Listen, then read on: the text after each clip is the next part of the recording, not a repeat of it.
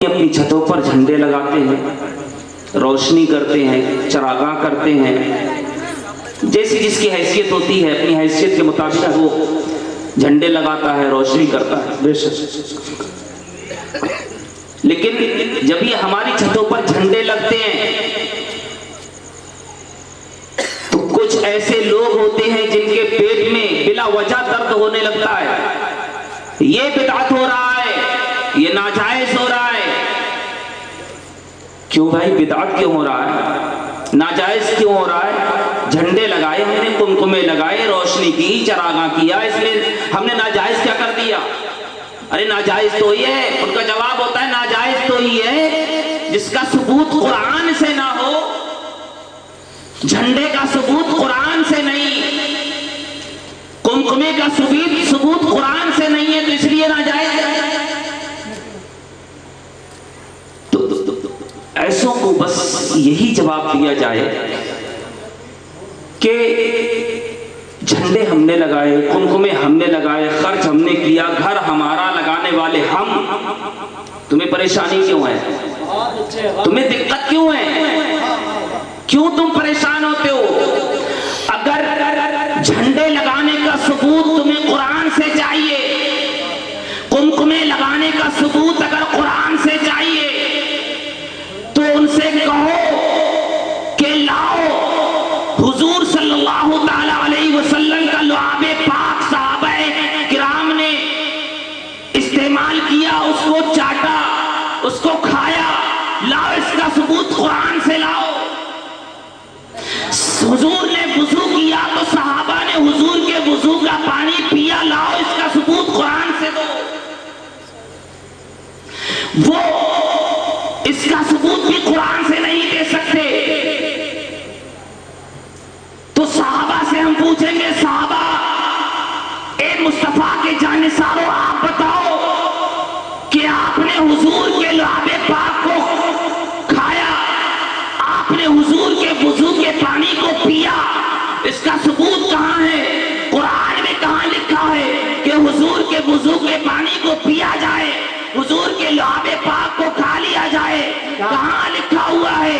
تو صحابہ کہیں گے کہ یہ دنیا کی کتابوں میں لکھا ہوا نہیں ہے، اللہ کی کتاب میں لکھا ہوا نہیں ملے گا، اس کو اگر دیکھنا ہی ہے تو عشق کی کتاب میں دیکھو، عشق کی کتاب میں ملے گا۔ نعرہ تکبیر، نعرہ رسالت، مسلک اعلی حضرت، جشن عید میلاد النبی، سرکار کی آمد، سرکار کی آمد، حضرت مولانا صدیق احمد صاحب قبلہ، جشن شادی خانہ آبادی، مولانا ساجد رضا صاحب قبلہ، سرزمین نرئی۔ بہت اچھے حضرت، ماشاءاللہ۔ صحابہ کا جواب ہوگا کہ ہم نے جو کیا وہ کتاب عشق میں لکھا ہوا ہے، تو برجستہ ہمارا بھی یہی جواب ہوگا کہ جھنڈے لگانا کتاب عشق میں لکھا ہے، کمکمے لگانا کتاب عشق میں لکھا ہے، یہ سب کچھ جو ہم کر رہے ہیں کتاب عشق کے حوالے سے کر رہے ہیں، کتاب عشق کے حوالے سے کر رہے ہیں۔ لیکن نہیں، یہ اللہ کی سنت ہے، اللہ کی سنت ہے۔ آؤ میں بتاؤں آپ کو، سرکار علیہ السلام جب دنیا میں تشریف لا رہے ہیں، حضرت آمنہ کے گھر میرے آقا تشریف لائے، حضرت آمنہ فرماتی ہیں کہ جب سرکار میری گود میں تشریف لائے، میں نے دیکھا سرکار کی ولادت سے قبل میں نے دیکھا آسمان کے ستارے جگمگا رہے ہیں، آسمان کے نور بھرے ستارے اپنی پوری آب و تاب کے ساتھ چمک رہے ہیں۔ میں نے دیکھا کہ سارے ستارے جمع ہو کر میرے گھر کے چھت کے بہت قریب آ گئے، میرے گھر کی چھت کے بہت قریب آ گئے۔ آمنہ فرماتی ہے کہ ایسا لگتا تھا جیسے یہ نور بھرے ستارے میرے اوپر گر ہی نہ پڑے، ایسا لگتا تھا کہ یہ نور بھرے ستارے کہیں ہمارے اوپر ہی نہ گر پڑے۔ اللہ رب العزت نے مصطفیٰ کی آمد پر، اپنے محبوب کی آمد پر، اپنے نبی کی ولادت کے موقع پر اللہ نے آسمان آسمان کے ستاروں کو زمین کے قریب کر دیا. اللہ نے اپنی شایان شان ستاروں سے مصطفیٰ کی آمد کا مظاہرہ کیا, مصطفیٰ کی آمد کی خوشی کا مظاہرہ کیا. ہم آسمان کے ستارے نہیں لا سکتے, لیکن اپنے گھروں پہ اپنے گھروں میں قمقمے لگا کر ہم اللہ کی اسی سنت کو ادا کرتے ہوئے نظر آتے ہیں. سبحان اللہ, سبحان اللہ, بہت اچھے حضرت, ماشاء اللہ, سبحان اللہ. اور فرماتی ہیں حضرت آمنہ خاتون کہ میں نے دیکھا اللہ رب العزت نے میری بینائی میں اتنی طاقت عطا فرما دی, میری بصارت اتنی تیز ہو گئی کہ میں نے دیکھا حضرت جبریل امین جو سید الملائکہ ہیں, ایک جھنڈا پورب میں, دوسرا جھنڈا پچھم میں, اور تیسرا جھنڈا کعبے کی چھت پر نصب کر رہے ہیں. 3 جھنڈے حضرت جبریل امین لائے تھے جنت سے. آج ہم جنت سے جھنڈے تو نہیں لا سکتے, جنتی جھنڈے تو ہم اپنی چھتوں پر لگا نہیں سکتے. یہ دنیا کے جھنڈے لگا کر اپنے نبی کی آمد کی خوشی کا اظہار کرتے, اپنے نبی کی آمد کی خوشی کا اظہار کرتے ہیں. اور یہ ہمارا بے فائدہ نہیں ہے, نبی کی آمد کی خوشی منانا یہ بے فائدہ نہیں ہے, اس میں فائدہ دیکھیے آپ کتنا ہے. اللہ رب العزت نے جب حضرت آدم علیہ السلام کی تخلیق فرمائی, حضرت آدم علیہ السلام کا مجسمہ تیار ہوا, پھر اللہ نے فرشتوں سے کہا, فرشتوں اب میں آدم کے جسم میں روح ڈالوں گا, آدم کے جسم میں روح ڈالوں گا. حضرت آدم علیہ السلام کے مجسمے میں اللہ رب العزت نے روح ڈالی, روح پھونکی. اس کے بعد فرشتوں کو حکم ہوا سجدہ کرو.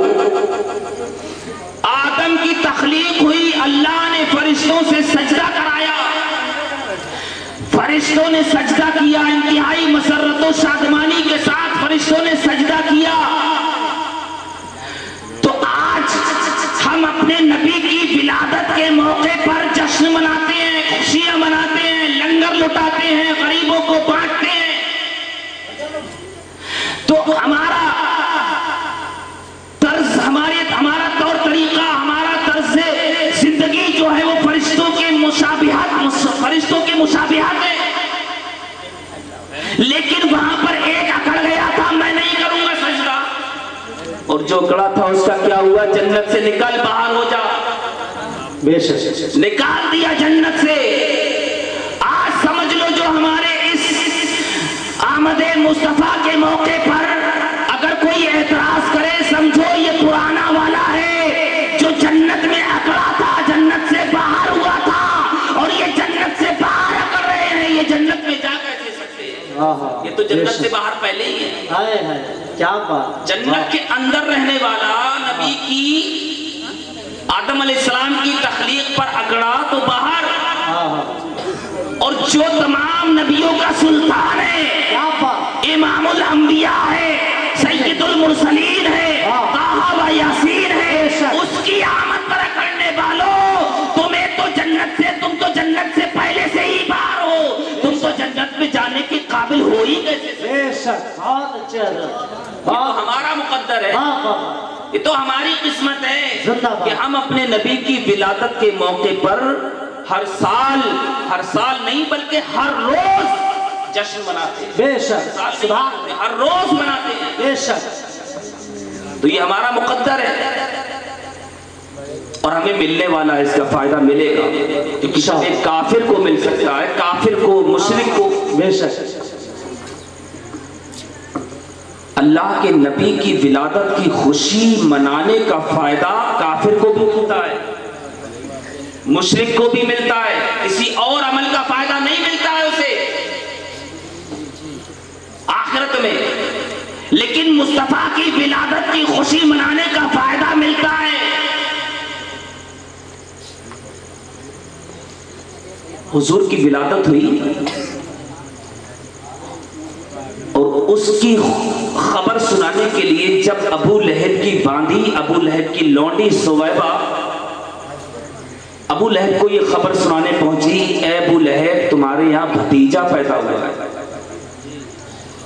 عبداللہ کے یہاں بیٹا پیدا ہوا ہے۔ ابو لہب نے یہ خبر سنی، انعام و اکرام سے سویبہ کو نوازا جی، اور اسی وقت اس کو یہ انگلی اٹھا کر اشارے سے آزاد کر دیا، بے شک آزاد کر دیا۔ وقت گزرا، ابو لہب مرا، کتنا اس نے ظلم کیا حضور پر، کتنی اس نے تجویزیں بنائی حضور کے دخل اندازی کے لیے، نہ جانے کتنی اس نے پوری زندگی حضور کو رنج پہنچایا، لیکن جب مر گیا حضرت عباس فرماتے ہیں کہ میں نے خواب میں دیکھا ابو لہب کو، پوچھا کیا حال ہے؟ اس نے کہا ابو لہب نے کہ بہت برا حال ہے، بہت عذاب میں مبتلا ہوں، طرح طرح کے عذاب مجھ پر مسلط کر دیے گئے ہیں، راحت نہیں ہوتی ہے، لیکن ایک دن ہفتے میں آتا ہے، ایک دن، کون سا دن؟ پیر کا دن جب آتا ہے تو پیر کے دن مجھے راحت دی جاتی ہے، میرے عذاب میں افاقہ ہو جاتا ہے، تخفیف ہو جاتی ہے۔ کیسے؟ اور کہتا ہے کہ پیر کے دن میری اس شہادت والی انگلی سے پانی کا ایک چشمہ جاری ہوتا ہے، میری انگلی سے پانی نکلتا ہے اور میں اس انگلی سے پانی پی کر اپنی تشنگی بجھاتا ہوں۔ بے شک کہا تجھے یہ فائدہ کیسے مل رہا ہے؟ تیرے عذاب میں تخفیف کیوں ہو رہی ہے؟ تو اس نے کہا کہ میرا یوں تو کوئی عمل نہیں ہے ایسا، ایک عمل ہے کہ جب میری لوڈی، میری کنیز، میری باندھی نے جب مجھے خبر سنائی میرے بھتیجے کی آنے کی، تو میں نے اپنی بھتیجے کی آمد کی خوشی میں اپنی باندھی کو آزاد کیا۔ وہ دن پیر کا دن تھا، اور جب پیر آتا ہے تو میرے عذاب میں تخفیف ہوتی ہے، مجھے پانی بھی پلایا جاتا ہے۔ نعرہ تکبیر! ذرا ایک مرتبہ حضور کے نام پہ سب لوگ ہاتھ اٹھا کے نعرہ لگائیں، نعرہ تکبیر، نعرہ رسالت، مسلک اعلیٰ حضرت، جشن عید میلاد النبی، سرکار کی آمد، سرکار کی آمد۔ بہت اچھی حضرت، ابو لہب مسلمان نہیں تھا، ابو لہب ایمان والا نہیں تھا، ابو لہب کافر تھا، ابو لہب مشرک تھا، اور ابو لہب نے اپنی لونڈی کو نبی کی خبر سن کر آزاد نہیں کیا، بلکہ بھتیجے کی آمد کی خبر سن کر آزاد کیا۔ اس نے نبی کی آمد کی خبر سن کر آزاد نہیں کیا، بھتیجے کی آمد ہوئی ہے، بھتیجے کی ولادت ہوئی ہے، بھتیجے کی ولادت کی خبر سن کر اس نے خوشی کا مظاہرہ کیا جی، اور ایمان والا نہیں ہے۔ بھتیجے کی آمد کی خبر سن کر جب کافر خوشی منائے تو اس پر عذاب میں تخفیف کی جائے۔ ہم تو بحمدہ تعالی ایمان والے ہیں، مصطفیٰ کے دیوانے ہیں، مصطفیٰ کے جانثار ہیں، مدینے والے آقا کے چاہنے والے ہیں، اور مدینے والے آقا کی آمد پر ہم مدینے والے آقا کے غلام ہو کر جب خوشی منائیں گے تو یقین جانیے اللہ رب العزت ہمارا داخلہ جنت میں ضرور سبحان اللہ، سبحان اللہ، جنت میں ہمارا داخلہ ضرور ہوگا انشاءاللہ، انشاءاللہ، اللہ نے چاہا۔ بہت اچھے حضرت، ماشاءاللہ، کیونکہ یہ نبی کی آمد کا مبارک مہینہ ہے، اور اس مہینے کی برکتیں کتنی ہیں کوئی اندازہ نہیں لگا سکتا ہے۔ اللہ رب العزت کس قدر عطا فرماتا ہے اپنے بندوں کو اس مہینے کی برکتیں، کوئی اندازہ نہیں لگا سکتا۔ کیونکہ جب حضور اس دنیا میں تشریف لائے تو وہ سال ایسا گزرا کہ پورے سال دنیا میں بیٹیاں پیدا نہیں ہوئی، صرف بیٹے پیدا ہوئے پورے سال۔ کیوں؟ حضور نے فرمایا ہے کہ بیٹی اللہ کی رحمت ہے، جب کسی کی یہاں بیٹی پیدا ہوتی ہے تو وہ اللہ کی 10 رحمتیں لے کر ہوتی ہے، 10 رحمتیں لے کر آتی ہیں۔ تو بیٹیاں پیدا کیوں نہیں ہوئی؟ जब 10 रहमतें हैं तो बेटियां ही पैदा होनी चाहिए थी, बेटे पैदा क्यों हुए? इसकी वजह यह है कि वो जमाना बड़ा नाजुक जमाना था, गुमराही और जहालत और जलालत का जमाना था। ऐसा जमाना था कि लोग बेटियों को मायूब समझते थे, बेटियों से नफरत किया करते थे, बेटियों को जिंदा तरगोर कर दिया करते थे। बड़ा अजीब मामला था, यहाँ तक इतना माहौल खराब था। आपको मैं एक वाकया सुनाऊं और बस वहीं पर तकरीर खत्म। एक वाकया सुनाऊं, वो जमाना कितना खतरनाक था बेटियों के हक में। मुल्क अरब में एक दस्तूर था, एक रिवाज था, हर साल एक मेला लगता था, एक मेला लगता था। उसी जहालत वाले दौर में मेला लगता था। मेले आज भी लगते हैं, आज भी मामला उसके मुशाबे ही लगता है। मेलों में देखो जाकर तो अजीब तमाशा नजर आता है, लड़कों की लड़कियों की, मर्दों की औरतों की इख्तिलाफ। ये सब क्या है? ये जहालत है, गुमराही है। अरे इस्लाम इन्हीं तमाम तर चीजों से बचाने के लिए तो दुनिया में आया है। इन्हीं गुमराहियों को खत्म करने के लिए तो दुनिया में आया। आज इस्लाम के मानने वाले मेलों ठेलों के चक्कर में पड़कर रह गए और गुमराहियों का वही तमाम तर रिवाज अपनाने की भरपूर कोशिशें की गई और मुकम्मल तौर पर मैं समझता हूँ कामयाबी अब ये नजर आ रही है। आज देखो मेलों ठेलों के मौके पर क्या होता है। और ये जो उर्स के नाम पर कह देना चाहिए, मैं कह देता हूँ, दरअसल मुझे ये मेरी आदत है कि मैं कोई खराबी देखता हूँ। ये मैं आपके यहाँ की नहीं कह रहा हूँ, आपके यहाँ तो जो होता है मैंने तो कभी देखा ही नहीं कुछ। मैं तो गालिबन नरई में पहली बार आया हूँ, मैंने कुछ नहीं देखा है आपके यहाँ का। लेकिन सुनता हूँ उर्स के नाम पर क्या होता है। लेडीज आ रही है, स्टेज पर बैठ रही है, एक और जेंट्स आ रहा है, एक मर्द होता है, एक औरत होती है, दोनों स्टेज पर बैठते हैं, मुजाहरे होते हैं, मुकाबले होते हैं, मुनाजरे होते हैं।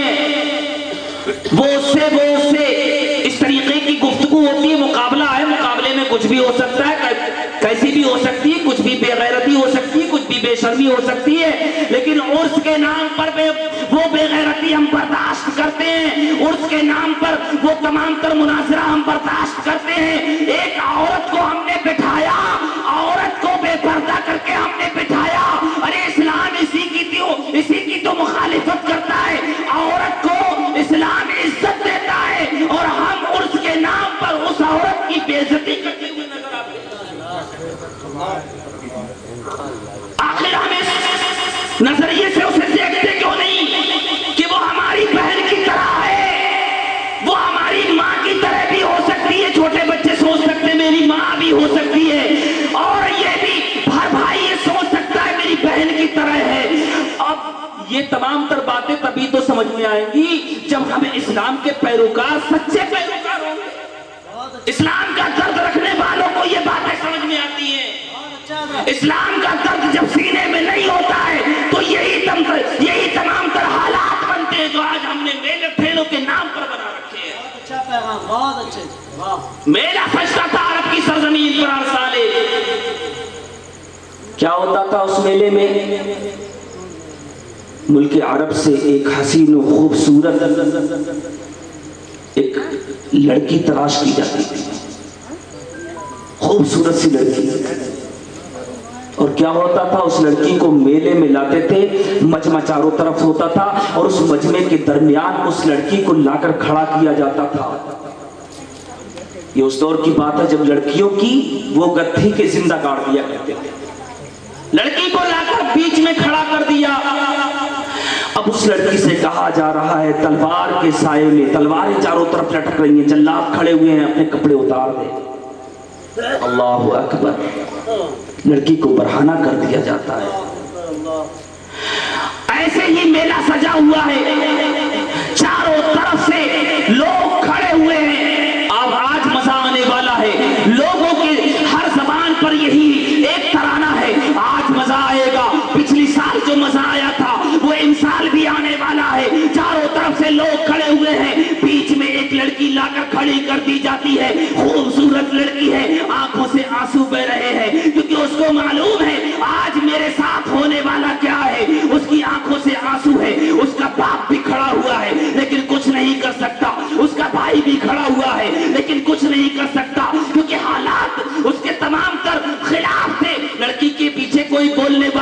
نہیں تھا, لڑکی کی موافقت میں کوئی کچھ کہنے والا نہیں تھا. لڑکی کھڑی ہوئی ہے, جلاد تلوار لے کر آگے بڑھتا ہے, کہتا ہے اے لڑکی اپنے کپڑوں کو اتار دے. لڑکی کپڑوں کو اتار کر برہنہ ہو جاتی ہے. جب وہ برہنہ ہو جاتی ہے, کہنے والے کہتے ہیں اے لڑکی اب اپنے جسم کو حرکت دے, اپنے ہاتھ پاؤں کو حرکت دے, یعنی رقص کر, ناچ, ڈانس کر.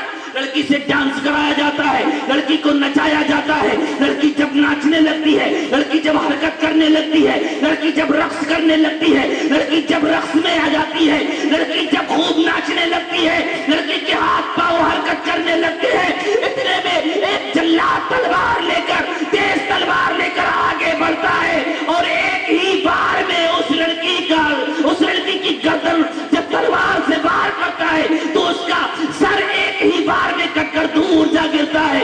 اب وہ بے سر کا جسم جب ہلتا ہے, کانپتا ہے, تھرتھراتا ہے, لوگ تالی بجا کر کہتے ہیں آ مزہ آ گیا.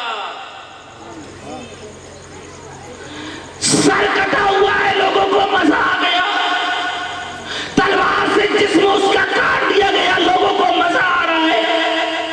کیا آج وہی حالت ہماری نہیں ہے؟ ہماری بہن اسٹیج پر بیٹھ کر بے غیرتی کا مظاہرہ کر رہی ہے, ہمیں مزہ آ رہا ہے. ہماری بہن ممبر اسٹیج پر بیٹھ کر بے حیائی کا مظاہرہ کر رہی ہے, ہمارے نوجوانوں کو مزہ آ رہا ہے, ہمارے بزرگوں کو مزہ آ رہا ہے. کیا ملاؤ ذرا اس نقشے سے اور آج کے ہمارے عرس کے نام پر اس نقشے کو ذرا ملا کر دیکھو, ملاپ کر کے دیکھو. آپ کو ہو بہو نہ نظر آئے تو کہنا وہاں تو لاش گری تھی اور یہاں پر عزتوں کی لاشیں گر رہی ہیں. بہت اچھا عزتوں کی لاشیں گر رہی ہیں, لیکن ہماری آنکھوں سے آنسو نہیں نکلتے ہیں. ہماری آنکھوں سے ایک آنسو بھی نہیں نکلتا, بلکہ ہم قہقہا لگاتے ہوئے نظر آتے ہیں. کیا ہو گیا ہے آج ہماری بے حیثی, آج ہم کتنے بے حیث ہو چکے ہیں. ہماری بے حیثی ہمارا تماشا دیکھ رہی ہے اور ہم کچھ نہیں کر سکتے ہیں. بس میں اسی کے ساتھ اپنی بات کو ختم کروں کہ اسلام تیرے چاہنے والے نہ رہے, جن کا تو چاند تھا افسوس وہ حالے نہ رہے. وقت کافی ہو گیا, اس لیے میں اپنی گفتگو یہیں پر ختم کروں. خوب کی سیر چمن پھول چنے شاد رہے, باغ میں جاتا ہوں گلشن تیرا آباد رہے. استغفر اللہ ربی من کل ذنب واتوب الیہ. کلمہ پاک پڑھ لیجیے لا الہ الا اللہ محمد رسول اللہ صلی اللہ تعالی